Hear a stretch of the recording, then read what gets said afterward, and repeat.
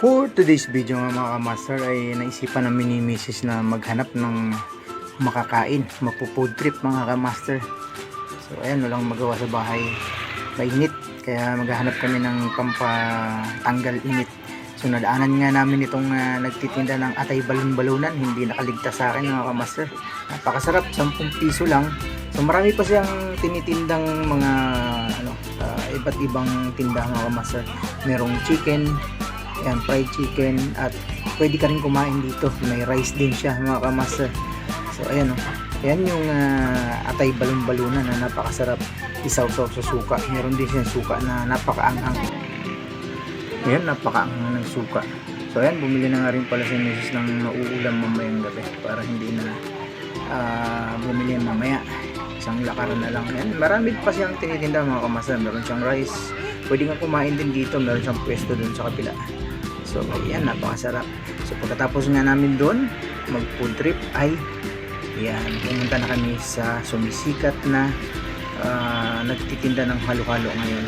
Dito lang yan sa may Daang Bakal, sa Neptali Gonzales Street na kung tawagin dati ay Daang Bakal. Mas kilala siya sa Daang Bakal mga kamaster. So syempre saan yan matatagpuan? Dito lang yan sa may malapit sa Marketplace Kalentong.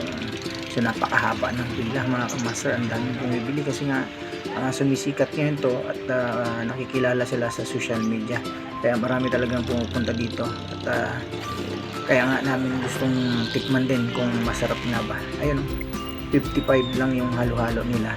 So hindi ko pa alam kung magkano yung iba-ibang tinitinda kasi maraming pagpipilian mga kamaster. So ayan, makikita natin yan mamaya kung anong pagpipilian. So ang tinuro ko lang na order ko ay mango graham. Yan, favorite ko talaga yan. Ay, meron pa lang yan. Ayun yung pagpipilian niya mga kamaster, 60, 65 yun yung mga pagpipilian niya. So yan, mukhang may kita mo na talagang malinis yung paggawa. Nakikita natin kung paano gawin.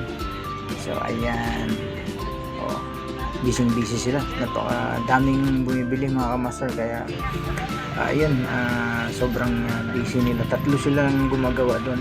So ayun, hindi sila so ayan, kung kayo ay taga Mandaluyong, ano pang hinihintay nyo mga kamaster? Sugod na para labanan natin ang mainit na panahon. So ayan, malapit na nga sa pila si Mrs. Yan, real fruit shake, 60 pesos, 65 yung ano ba yan, halo-halo. Ayun, meron pa. So yun nga yung marketplace, kung makikita nyo yan sa bandang kanan. So madali lang siyang hanapin. Ayan na nga ang napakasarap na mango graham. Yan, itsura pa lang napakasarap na. So ayan, kailangan panlaban sa init, kailangan natin labanan ang init ng panahon. Kung ikaw ay bago sa ang channel, please like, share, and subscribe. At papalo ang aking 2 account.